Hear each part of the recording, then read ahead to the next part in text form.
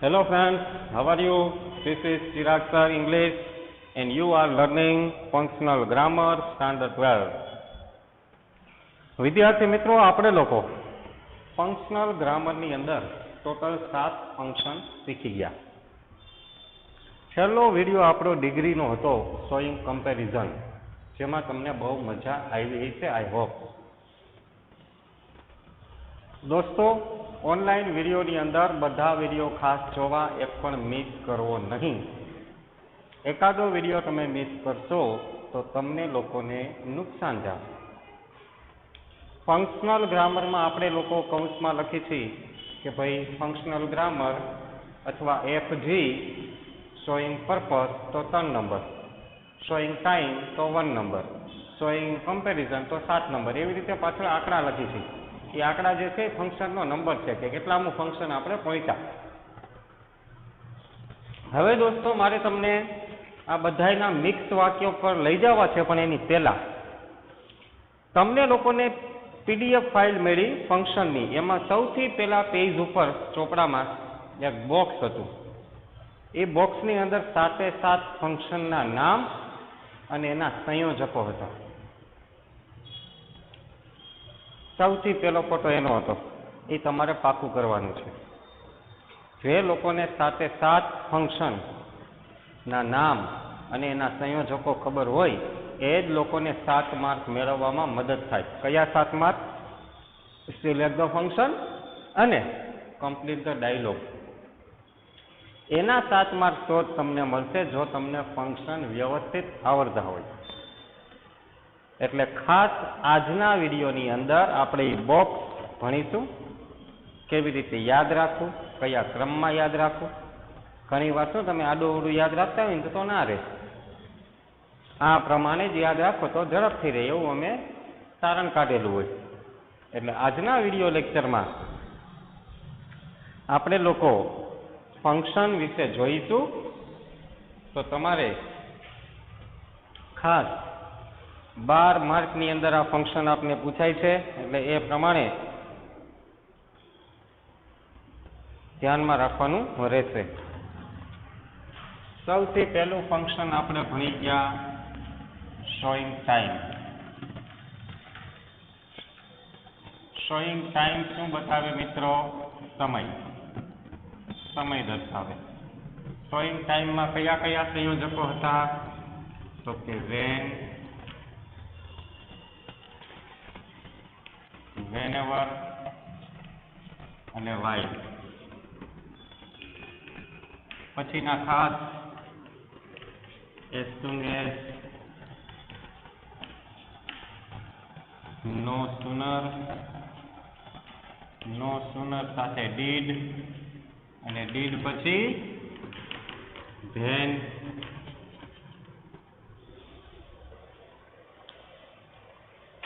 no sooner did then. ભલે થોડીક જગ્યા જોઈ, પણ તમને લોકોને શાંતિથી સરસ યાદ રહે એટલે આપણે નીચે લખી no sooner did અને એની સાથે then. પછી hardly સાથે had અને એની સાથે when. till, until, before, after. તો આટલા સંયોજકો છે એ શોઈંગ ટાઈમની અંદર આપણે જોયા. હવે ખાસ આપણે લોકોને 2 નંબરનું સંયોજક, બીજા નંબરનું સંયોજક કે જેનું નામ છે શોઈંગ પ્લેસ, એના વિશે અભ્યાસ કરવાનો છે.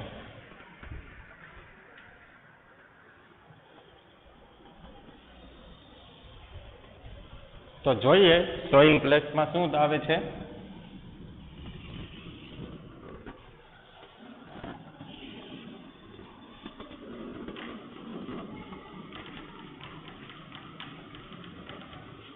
શોઈંગ પ્લેસ એટલે સ્થળ. સ્થળની અંદર કયા કયા હતા? તો કે માત્ર 3 જ હતા. વેર, wherever એવરીવેર. આ 3 સંયોજકો હતા.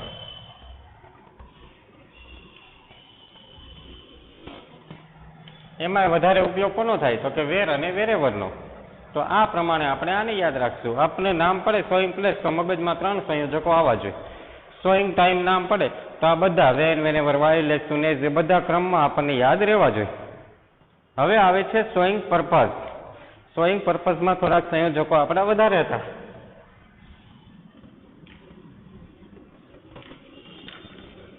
Showing purpose. પર્પઝ એટલે હેતુ અથવા ઈરાદો. આમાં કેટલા હતા તો કે that, so that, in order that.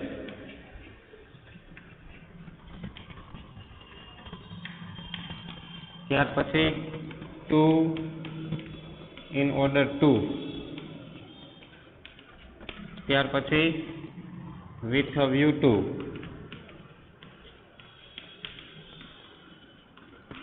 અને બીકોઝ પ્લસ વોન્ટ વાળું વાક્ય હોય તો પણ એ બતાવે છે પર્પઝ. Because plus want. તો આ હતા શોઈંગ પર્પઝના.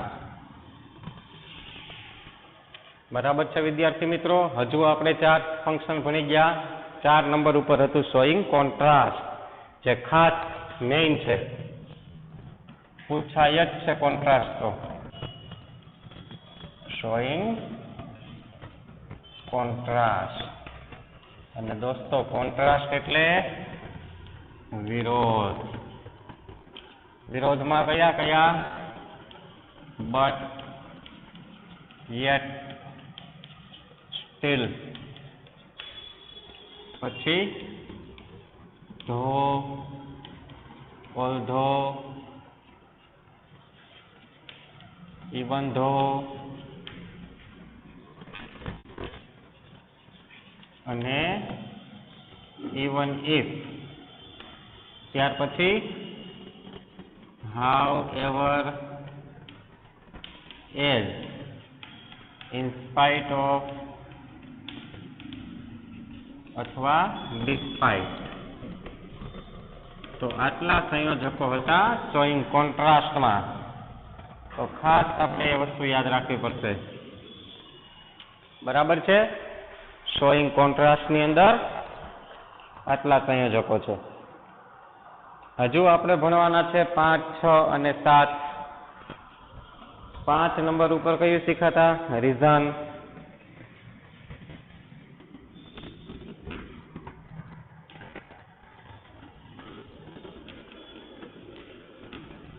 Expressing reason. રીઝન એટલે કારણ. કારણમાં કોણ હતું? સિન્સ, બીકોઝ અને એઝ. દોસ્તો મેં આ કેપિટલ કર્યા સિન્સ અને એઝ કારણ કે શરૂઆતમાં આવે એટલે કેપિટલ કર્યા, તમને યાદ રહે. સિન્સ અને એઝ શરૂઆતમાં આવે, બીકોઝ જે છે એ વચ્ચે આવે, એટલે તમારે ખાસ મગજમાં રાખવું. એવી રીતે આપણે વાત કરીએ તો આજે જો ઓલ્ધો છે એ બધા પણ શરૂઆતમાં જ આવે છે, એને પણ આપણે કેપિટલ કરી નાખી એટલે તમને યાદ પહેલેથી સરખી રીતે જ રહે. તો ઓલ્ધો, ઇવન ધોમાં ઈ કેપિટલ કરી નાખી અને ઇવન ઇફ. બરાબર. 6 નંબર ઉપર આવે છે રિઝલ્ટ. Showing result. રિઝલ્ટ એટલે પરિણામ. પરિણામમાં કયા કયા હતા? પરિણામમાં સો ધેટ ભેગું હતું, સો ધેટ છૂટું, પછી સચ ધેટ પણ છૂટું, પછી ટુ ટુ. ટુ ટુ નકાર વાક્યમાં આવે અને છેલ્લે ઇનફ ટુ. ઇનફ ટુ હકાર વાક્યમાં આવે. તો આ થઈ ગયા શોઈંગ રિઝલ્ટના. હવે છેલ્લે જે આપણે ભણ્યા હતા, છેલ્લું કયું ભણ્યા હતા? Sewing degree. તો સોઈંગ ડિગ્રી જે છે એમાં તો મિત્રો સંયોજકો વધારે છે, 3 ડિગ્રીના વાક્યો છે. પોઝિટિવ ડિગ્રી, કમ્પેરેટિવ ડિગ્રી અને સુપરલેટિવ ડિગ્રી. એ 3 ડિગ્રીના વાક્યો છે. એ પણ આપણે ખાસ યાદ રાખવું પડશે.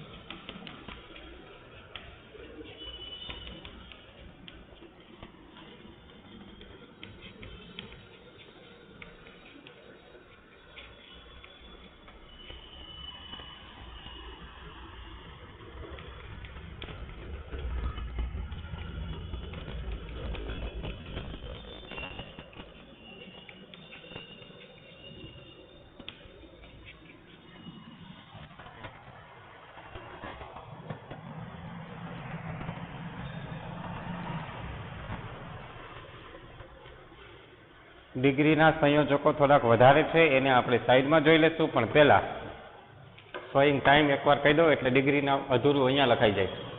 સોઈંગ ટાઈમમાં કયા કયા સંયોજકો? When, whenever, while, as soon as, no sooner, did, then, hardly, had, when. યાદ રાખજો, અહીંયા V1 આવે, અહીંયા V3 આવે. Till, until, before, after. આનાથી આપને સમય મળે છે. હવે જે આ અધૂરું રાખ્યું છે એને આપણે ઉપર લખશું. ઉપર એટલે અહીંયા.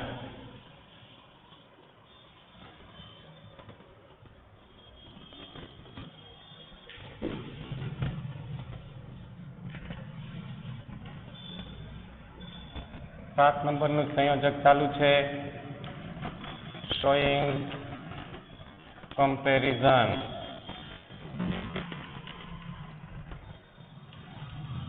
તુલના, સરખામણી.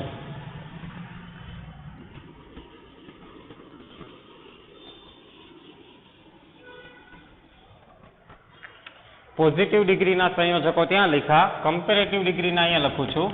કમ્પેરેટિવ ડિગ્રીમાં જે તે વિશેષણને ER લાગે પછી ધેન. કોઈ વિશેષણ મોટું છે તો મોર ધેન. એક વચનમાં ધેન એની અધર અને બહુવચનમાં ધેન મેની અધર. મેની અથવા મોસ્ટ આ સમાનાર્થી છે. આ ત્યાં કમ્પેરેટિવ ડિગ્રીના સંયોજકો. સુપરલેટિવ ડિગ્રીના સંયોજકો કયા કયા છે? તો કે પેલા ધ, પછી વિશેષણ EST. કોઈ વિશેષણ મોટું હોય જેમ કે ધ મોસ્ટ બ્યુટીફુલ, પછી વિશેષણ. અને બહુવચનમાં વન ઓફ ધ. તો આ ત્યાં સુપરલેટિવ ડિગ્રીના.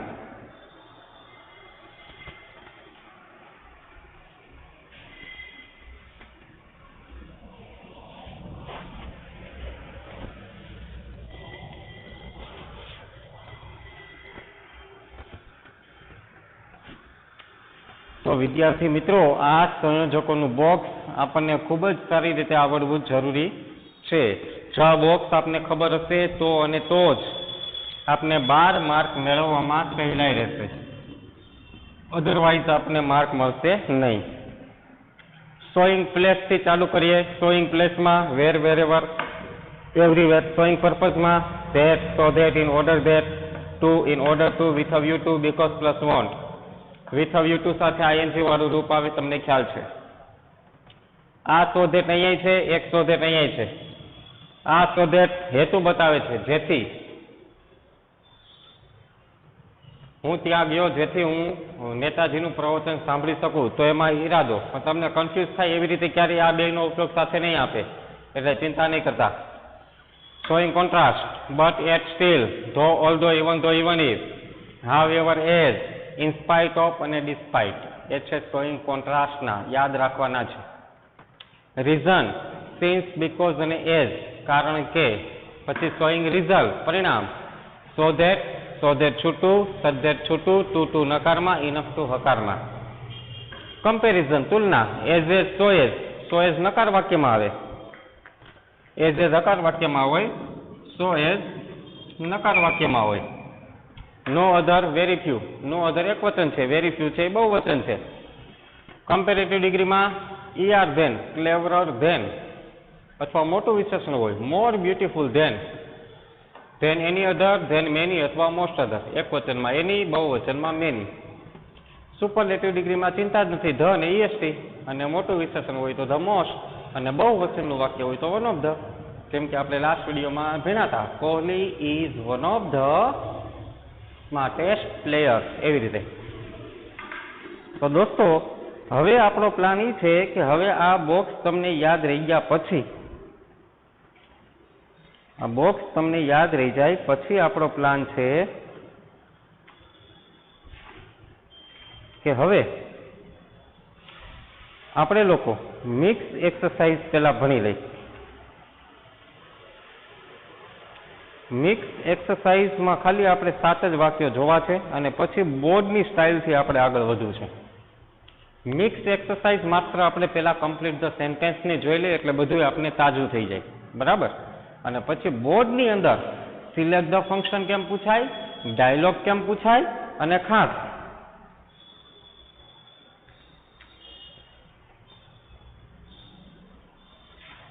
કમ્પ્લીટ ધ સેન્ટેન્સ પણ એમાં આપણે લઈ લેશું,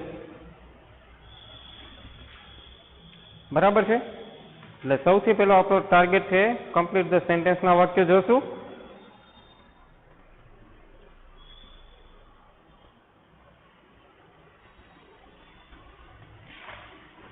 બોર્ડની પરીક્ષામાં છેલ્લે કેમ પૂછાના છે એને પણ આપણે જોઈ લેશું.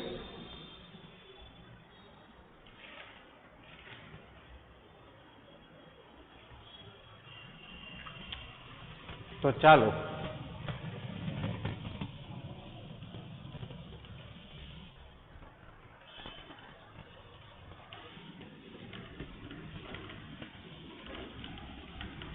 તમે લોકો આ બોક્સને તૈયાર કરો, રિવાઇન્ડ કરીને વિડીયો આ બોક્સને એક પર પાકું કરી નાખો. ચાલો,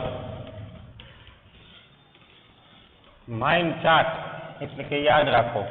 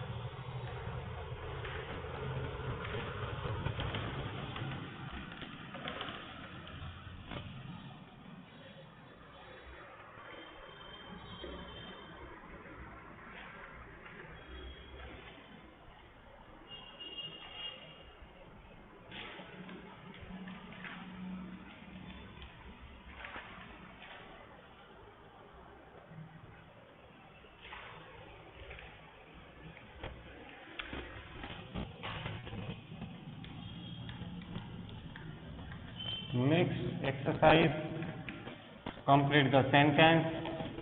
કયા કયા ફંક્શન છે? 1 થી 7. એમાં પહેલું વાક્ય છે you can come to me ... કૌંસમાં છે whenever. બોર્ડની પરીક્ષામાં પાછળ લખેલું આવે showing time.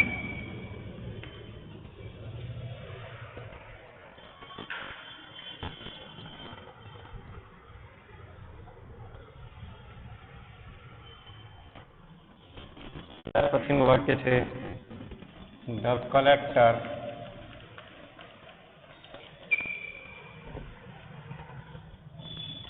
visit villages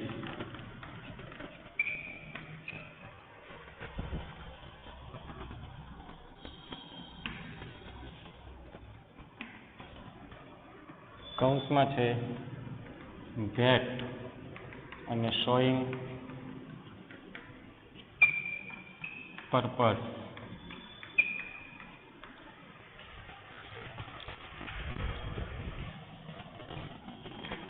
બીજા વાક્યમાં આગળ આન્સર લખવાનો છે, પાછળ લખ્યું છે આઈ ફુલ્લી, સંપૂર્ણ, ફુલ્લી એટલે ટ્રસ્ટ હિમ, હું તેનો પૂરેપૂરો વિશ્વાસ કરું છું. કૌંસમાં છે એઝ અને શોઈંગ રીઝન, એઝમાં રીઝન લાગ્યું છે જોજો. એઝ તો ત્રણ જગ્યાએ આવે છે, શોઈંગ કોન્ટ્રાસ્ટમાં આવે, ડિગ્રીમાં આવે, રીઝનમાં આવે.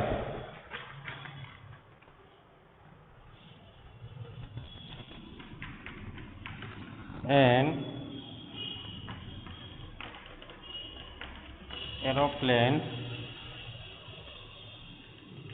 can travel, કૌંસમાં છે then અને કમ્પેરિઝન આપ્યું છે.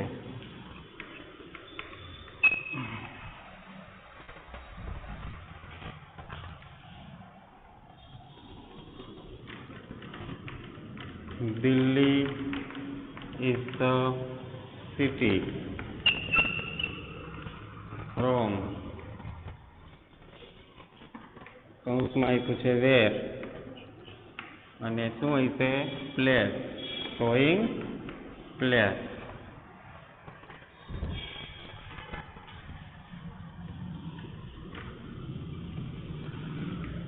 He could not catch the ball. आजकल IPL वाले है ना, तो showing contrast, contrast टाइप है.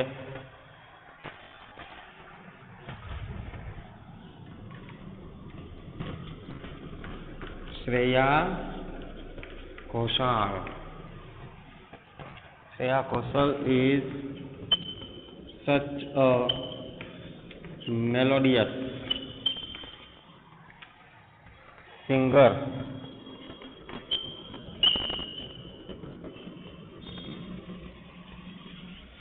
કૌંસમાં આપ્યું છે that, showing result.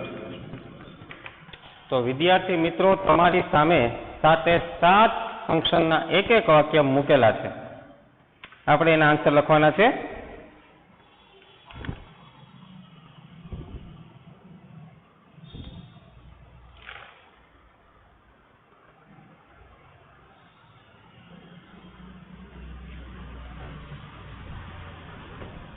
સૌથી પહેલા તમે લોકો આન્સર વિચારી શકો છો કે ભાઈ પહેલા વાક્યમાં આન્સર શું આવી શકે, વિચારી શકો છો.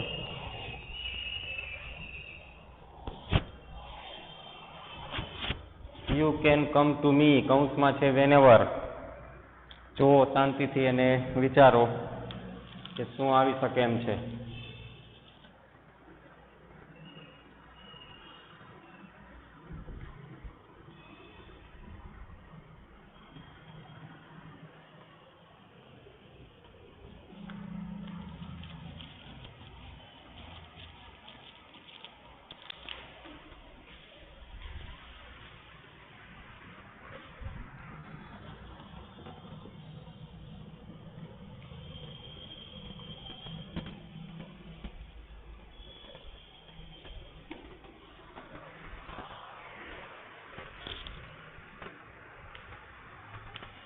You can come to me, તું મારી પાસે આવી શકે હે. વેનેવર એટલે જ્યારે જ્યારે, વેનેવર યુ આર ફ્રી. મેં તમને પહેલા પણ કીધું હતું કે આ વસ્તુ એવી છે કે આમાં ગુજરાતીમાં મૌલિકતા આપણી પાસે હોવી જોઈએ. ટેન્સ સમજવાની તાકાત પણ હોવી જોઈએ. ઘણા લોકો એમ વિચારે કે સાહેબ મારે બીજું વાક્ય બનાવવું છે કે જ્યારે તારી ઈચ્છા હોય ત્યારે તો મારી પાસે આવી શકે. તો whenever you want, જ્યારે તું ફ્રી હોય ત્યારે આવી શક, જ્યારે તારી ઈચ્છા હોય ત્યારે આવી શક, જે તમને ઈચ્છા થાય બનાવી શકો. whenever you are free, whenever you want, આ બે આન્સર હાલે. આઈ ચાલે, આઈ ચાલે. હજુ કોઈના મગજમાં કંઈક ભળે એવું આવતું હોય તો એ હાલે. ઘણી વખત આપને અમુક વાક્ય પહેલા યાદ આવે, અમુક વાક્ય ન પણ યાદ આવે. આપણે એક જ વાક્યથી મતલબ છે, કાંઈ 1000 વાક્ય તો આપણે લખવા નથી. The collector visits village that એટલે પર્પઝ, જેથી. પર્પઝનું ગુજરાતી થશે જેથી. કોઈ કલેક્ટર છે એ ગામડાઓની મુલાકાત લે, જિલ્લાનો વડો કલેક્ટર હોય, એ આજુબાજુના પોતાના વિસ્તારના ગામની મુલાકાત લે છે, જેથી શું થાય? ગામ લોકોની સમસ્યા જાણી શકે, ગામ લોકોને મળી શકે, એના પ્રોબ્લેમ સાંભળી શકે. એવા ઘણા વાક્યો આપણા મગજમાં આવે. પણ પહેલા જોવાય કે વર્તમાન કાળ છે. That he can know the problem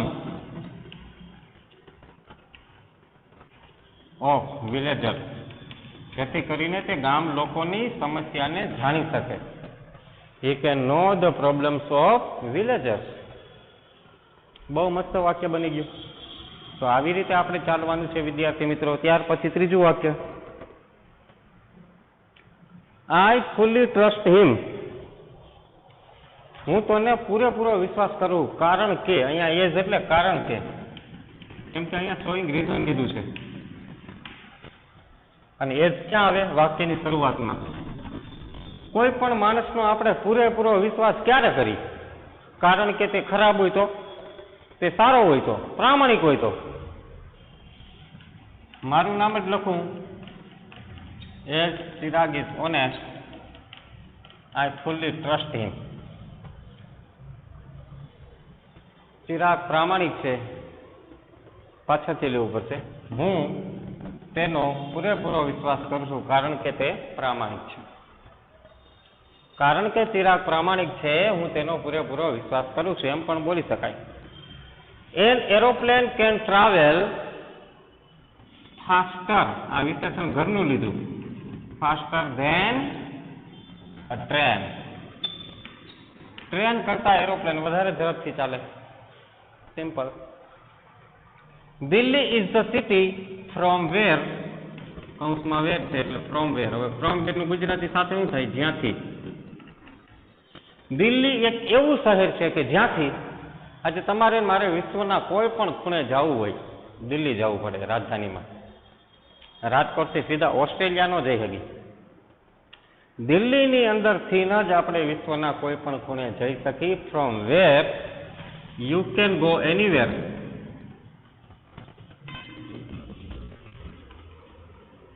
in the world. દુનિયા કોઈ પણ ખૂણે જઈ શકો. હવે તમને એમ થાય સર મારા મગજમાં તો કાંઈક બીજું વાક્ય આવ્યું. દિલ્હી એક એવું સિટી છે જ્યાંથી તમે કોઈ પણ વસ્તુ ખરીદી શકો, તો તમે એમ લખો you can by anything. Delhi એક એવું સિટી જ્યાંથી બધા કાયદા કાનૂન પસાર થાય છે, તો એવું લખી શકો. જે તમારા મનમાં આવે. વળી પાછું એનું ઇંગ્લિશ કરતા આવડવું હોવું જોઈએ, તો જ લખવાનું. ઠીક છે? જો સામે હોત આપણે ક્લાસમાં તો આ વાક્ય માટે તો કેટલાય આન્સર આવત. બધા લોકોની અલગ અલગ બુદ્ધિ હોય, 5 થી 6 આન્સર આવત. એમાંથી આપણે બેસ્ટ આન્સર લેત. આ બધા બેસ્ટ આન્સર ગયા વર્ષના વિદ્યાર્થીઓના છે. He could not catch the ball. વિરોધ કરવાનો છે. ધો એટલે જોકે. જોકે તોય ઈ કેચ ન પકડી શક્યો. પ્રયત્ન સારો કર્યો છે. ધો કાલે કોને કેચ ડ્રોપ કર્યો? એની પેલા કોહલી નો લખો ને. ધો કોહલી ટ્રાઈડ હાર્ડ. જોકે કોહલીએ પ્રયત્ન ખૂબ સારો કર્યો, પણ તોય તે કેચ પકડી શક્યો નહીં. ભૂતકાળ છે એટલે મેં ભૂતકાળમાં લખ્યું. શ્રેયા ઘોષાલ ઇઝ સચ અ મેલોડિયસ સિંગર. મેલોડિયસ એટલે મજેદાર, ખૂબ સરસ. એવી સરસ સિંગર છે કે બધા લોકોને એના ગીત સાંભળવા ગમે છે. That result everyone like to listen Har songs. તો બધા લોકોને એના ગીત સાંભળવા ગમે છે. તો અહીંયા સુધી આપણે રાખીએ છીએ. અને ખાસ વિદ્યાર્થી મિત્રો, બોક્સ તમારે પાકું કરવાનું જ છે. જો બોક્સ પાકું નહીં કરીએ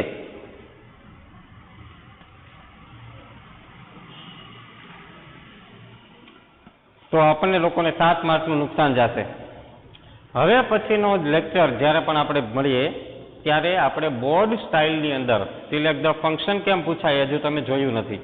આપણે જે કાંઈ પ્રેક્ટિસ કરી એ તો કમ્પ્લીટ ધ સેન્ટેન્સ.